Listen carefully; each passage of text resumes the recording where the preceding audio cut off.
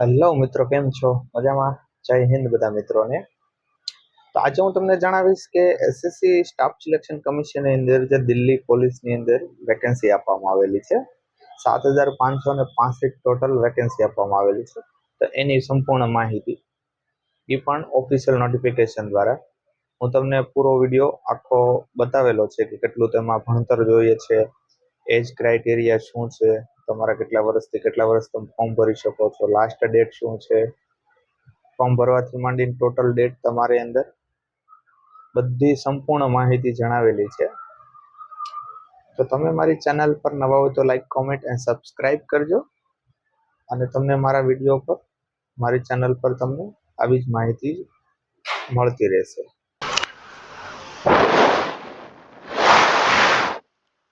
Hello મિત્રો, તો આ છે ઓફિશિયલ નોટિફિકેશન જે એસએસસી ની વેબસાઇટ પરથી ડાઉનલોડ કરેલું છે. તો constable executive mail and female in Delhi police examination 2025. તેની ફોર્મ ભરવાની ડેટની વાત કરીએ તો એમાં ડેટની વાત છે 22/9/2025 થી 21/10/2025. આ તારીખની અંદર ફોર્મ ભરવાની અને લાસ્ટ ડેટ છે 21/10/2025. એમાં ઓનલાઈન ચલણ ભરવાનું આવે છે. તો ઓનલાઈન ચલણ ભરવાની લાસ્ટ ડેટ છે 21 તારીખ થી. લાસ્ટ પેમેન્ટ તમે 22 તારીખ સુધી પણ કરી શકો છો. અને તમે ફોર્મ ભરવામાં કાંઈ પણ ભૂલ રહી ગઈ હોય તો કરેક્શન વિન્ડો તમારે 29/10/2025 થી 31/10 એટલે 2 દિવસ માટે વિન્ડો કરેક્શન થઈ શકશે. અને એની એક્ઝામ ડેટની વાત કરીએ તો અંદાજિત ડેટની તારીખ આપી દીધેલ છે ડિસેમ્બર 2025 થી અથવા જાન્યુઆરી 2026 ની. આની અંદર તમારે ફોર્મ ભરવાના સ્ટાર્ટ થઈ જશે. તો આપણે નીચે વાત કરીએ આની અંદર કોમ્પ્યુટર બેઝિક ટેસ્ટ લેવાશે અંદર. આ છે વેકેન્સી ચાર્ટ. પહેલા તો સેલેરી પે લેવલ 21,700 થી 69,100 ગ્રુપ સી. અને અંદાજિત વેકેન્સી ચાર્ટ આપવામાં આવેલો છે. એની અંદર કોન્સ્ટેબલ એક્સ મેલ એક્ઝિક્યુટિવ મેલ જનરલમાં 1914, ઈડબ્લ્યુએસ માં 456, ઓબીસી માં 967, એસસી માં 729, એસટી માં 332. એમ ટોટલ વેકેન્સી 4,408 વેકેન્સી આપવામાં આવેલી છે. Constable executive male ex serviceman and others એને જનરલ ની અંદર 107, ઈડબ્લ્યુએસ 26, ઓબીસી 54, એસસી 62, એસટી 36. એમ ટોટલ 285 વેકેન્સી આપવામાં આવેલી છે. Constable executive male ex serviceman and commando એની અંદર છે 106 વેકેન્સી, ઈડબ્લ્યુએસ 25, ઓબીસી 56, એસસી 36. એમ ટોટલ આ રીતનો આખો ચાર્ટ આપવામાં આવેલું છે. અહીંથી તમે સ્ક્રીનશોટ પણ લઈ શકો છો. ટોટલ વેકેન્સીની વાત કરીએ તો 7,565 વેકેન્સી આપવામાં આવેલી છે ઓલ ઓવર ઇન્ડિયામાં. તો આ તો વેકેન્સીનો ચાર્ટ.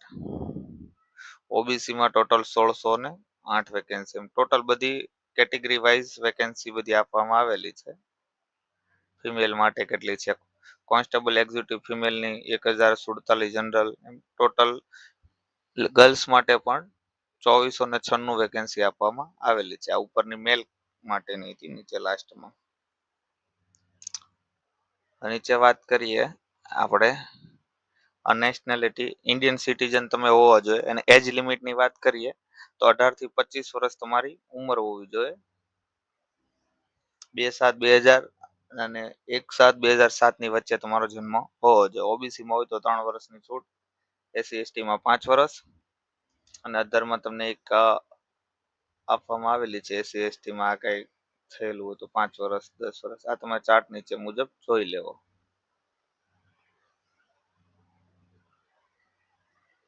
આ એજ રિલેક્શન નો એક અલગ ચાર્ટ છે, આખો તમે જોઈ લેજો. હું મારી ટેલિગ્રામમાં તમને લિંક આપી દઈશ, એમાં આખી પીડીએફ નાખી દઈશ, એમાંથી તમારે જોઈ લેવાનું.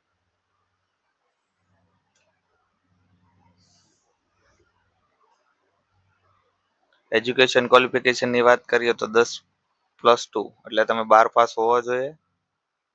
અને 11 પાસ પણ ચાલે, પણ ઈ કોના માટે son of daughter of service retired in, એટલે જેના ફાધર સર્વિસ કરેલી હોય, દિલ્હી પોલીસ, મલ્ટીટાસ્કિંગ કે આમાં આ રીતે એમટીએસમાં કે કોઈ પણ રિટાયર્ડ થઈ ગયા હોય કે સર્વિસ કરેલી હોય તો તમે 11 પાસ પણ તો ફોર્મ ભરી શકો છો, પણ મોસ્ટ ઓફલી 12 પાસ હોવું જોઈએ. અને મેલ કેન્ડિડેટ માટે તમારી પાસે એલએમવી મોટરસાયકલ ઓર કાર, તમારી પાસે એલએમવી નું લાયસન્સ હોવું જરૂરી છે. અને લર્નિંગ લાયસન્સ નોટ એક્સેપ્ટેબલ, આ ખાસ નોંધ લેવી, learning licence is not acceptable. તમારી પાસે ઓરિજિનલ લાયસન્સ જ હોવું જોઈએ, તમે લર્નિંગ લાયસન્સ કઢાવો અને ફોર્મ ભરી દો એમ ન ચાલે, એની એક આ લોકોએ આપવામાં આવેલી છે. અને ઓનલાઈન ફોર્મ ભરવાના છે. હવે તમને માર્કિંગ સિસ્ટમની વાત કરું તો એનસીસી કરેલું હોય તમે તો સી સર્ટિફિકેટ હોય તો 5% માર્ક તમને મળવા પાત્ર છે. એનસીસી બી સર્ટિફિકેટ હોય તો 3% અને એનસીસી એ સર્ટિફિકેટ હોય તો 2% માર્ક તમને મળવા પાત્ર છે એક્ઝામમાં. અને તમે આરઆરયુમાં અથવા રાષ્ટ્રીય રક્ષા યુનિવર્સિટીમાંથી ગ્રેજ્યુએશન કમ્પ્લીટ કરેલું હોય, તમારી પાસે ડિગ્રી હોય, પોસ્ટ ગ્રેજ્યુએશન અથવા તો ગ્રેજ્યુએશન, તો તમારી પાસે ડેસ્ટિનેશન સુધીનો હોય ક્વોલિફિકેશન, એટલે મીન્સ કે અંદર pass, second class, first class ને ડેસ્ટિનેશન, આ રીતના આપણે વિભાગ આવે છે ગ્રેજ્યુએશનમાં. તમે ડેસ્ટિનેશન હોય તો 5% માર્ક મળવા, અને ફર્સ્ટ ક્લાસ હોય તો 4% અને સેકન્ડ ક્લાસ હોય તો 3%, અને પાસ ખાલી તમે હોય તો તમને 2% માર્ક મળવા પાત્ર છે, 2% મેક્સિમમ માર્ક, એનાથી વધારે નહીં, મેક્સિમમ છે, મિનિમમ નથી આપેલું, એટલા માટે તમને જે માર્ક છે એ મળવા પાત્ર છે. જે આપણે વાત કરું તમને ઓનલાઈન એપ્લિકેશનની અંદર તમારે ફી કેટલી ભરવાની છે તો એની ચર્ચા કરી લઈએ. તમારે 100 રૂપિયા ફી ભરવાની છે. એસસી એસટીમાં કે આવતા હોય તો તમારે ફી ભરવાની આવતી નથી. ઓબીસી એન્ડ જનરલ ઈડબ્લ્યુએસ વાળાને તમારે 100 રૂપિયા પેમેન્ટ કરવાનું છે, બાકી બીજા કોઈને પેમેન્ટ કરવાનું રહેતું નથી અહીંયા.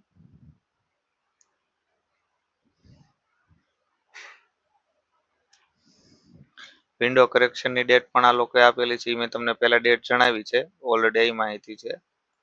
તમે ફોર્મ ભરવામાં કંઈ પણ ખાસ પહેલેથી જ ધ્યાન રાખવું કે તમે ફોર્મ ભરતી વખતે કોઈ ભૂલ ન થાય. તમે સાયબર કાફેમાં ભરતા હો મોબાઈલથી પણ ભરી શકો છો, અને ઓનલાઈન તમે લેપટોપ કોમ્પ્યુટર હોય તો તમે ત્યાંથી પણ ભરી શકો છો. ઘરે બેઠા મોબાઈલમાંથી એસએસસીની એપ્લિકેશન ડાઉનલોડ કરીને એમાંથી પણ તમે ભરી શકો છો. આ બધા એક્ઝામ સેન્ટર આપવામાં આવેલા છે. તો આપણે વેસ્ટર્ન રિજનમાં તમને એક્ઝામ સેન્ટરની વાત કરી દઈએ.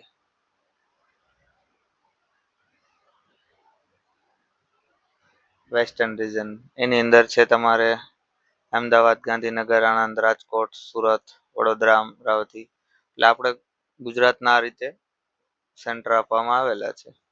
Western રિજનમાં Dadra and Nagar Haveli, Daman and Diu, Goa, Gujarat and Maharashtra આટલા સેન્ટર આપવામાં આવે છે વેસ્ટર્ન રિજન. તો આપણે વેસ્ટર્ન રિજનમાં આવતા હોય છે હંમેશા એમાં ફોર્મ ભરતી વખતે, તમારી પાસે ડોમિસાઇલ સર્ટિફિકેટ હોય તો.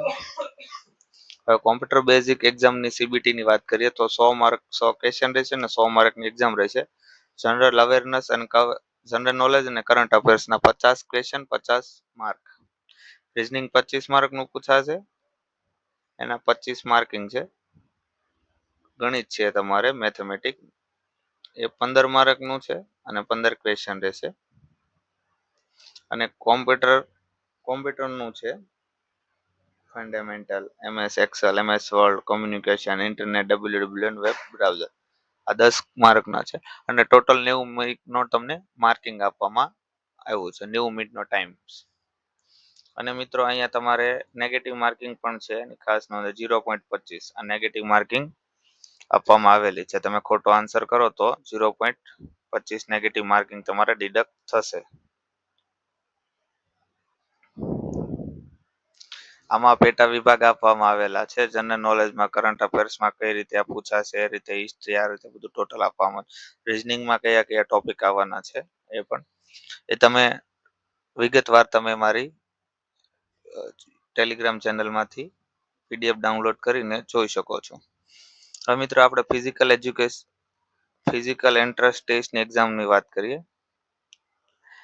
મેલ કેન્ડિડેટને અપ ટુ 13 યર્સ એજ, એટલે તમારે 1600 મીટર રનિંગ કરવાનું છે, 14 ફીટ લોંગ જમ્પ અને 3.9 હાઈ જમ્પ, અને અબોવ 30 થી 40 યર 7 મિનિટ અને 13 feet long jump, high jump 3.6, above to 40 years 8 minute અને 12 ફીટ તમારે લોંગ જમ્પ અને 3.3 હાઈ જમ્પ.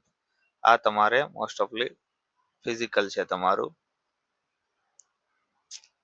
અને સ્ટાન્ડર્ડ ફિઝિકલ મેઝરમેન્ટ ટેસ્ટ, એની અંદર તમારી હાઈટ ની વાત કરીએ તો તમારી હાઈટ 1.17 70 સેન્ટીમીટર તમારી હાઈટ હોવી જોઈએ. તમને છૂટ મળવા પાત્ર છે, પણ ગોરખા મરાઠા જે હોય છે કાશ્મીર લેહ લદ્દાખના, એ લોકોને પણ આપણે કોઈ વસ્તુ આવતી નથી. ચેસ્ટ ની વાત કરીએ તો નોર્મલ 81 હોવી જોઈએ ને 4 સેન્ટીમીટર ફૂલ આવેલી, એટલે ટોટલ નોર્મલ 81 ને 4 સેન્ટીમીટર ફૂલ આવી એટલે 85 સેન્ટીમીટર તમારી ચેસ્ટ ફૂલવી જોઈએ. મેક્સિમમ 5 હોય છે, પણ તમારે અહીંયા 4 આપવામાં આવેલી છે. અને ફિમેલ કેન્ડિડેટ માટેની છે અપ ટુ 30 વર્ષ. એમાં સેમ જ છે, 8 મિનિટમાં તમારે 1600 મીટરનું રનિંગ કરવાનું છે, ને લોંગ જમ્પ 10 ફીટ છે, ને હાઈ જમ્પ 3 પોઈન્ટ છે. એમાં આ રીતે ચાર્ટ આપવામાં આવેલો છે, તો તમે જોઈ શકો છો. એમાં ફિમેલને હાઈટની વાત કરીએ તો મેક્સિમમ 157 સેન્ટીમીટરની હાઈટ આપવામાં આવેલી છે. એ જનરલ બધા માટે છે. ગોરખા, ડોંગરા, મરાઠા આ બધાને આવતો હોય તો એમાં તમને એમાં પણ છૂટ મળવા પાત્ર છે. એમાં આપણે કોઈ લેતી દેતી નથી આવતી. મેડિકલ સ્ટાન્ડર્ડ્સ, આ મેડિકલ સ્ટાન્ડર્ડ બધા આપવામાં આવે છે.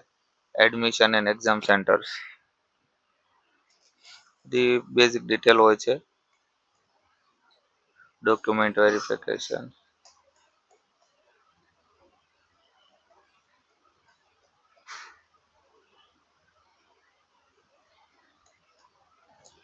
બાકી તો બધી મિત્રો આ બધી ડિટેલ તો પીડીએફ તો હંમેશા આ લોકોનો નોટિફિકેશનથી હું તમને માહિતી જણાવતો હોય, નોટિફિકેશન હંમેશા બહુ જ મોટા હોય છે, એટલે શોર્ટ તમને માહિતી જેટલી કામની હોય એ જ હું હંમેશા જણાવતો હોય છે. કારણ કે પીડીએફ તો બહુ જ મોટી હોય છે. તો આખી આપણે મેન માહિતી આપણે કવર કરી છે આપણા વિડીયોમાં. અને તમને મારો વિડીયો ગમ્યો તો લાઈક, કોમેન્ટ અને સબસ્ક્રાઇબ કરજો. મારી ચેનલ પર તમને આવા જ વિડીયો મળતા રહેશે. જય હિન્દ.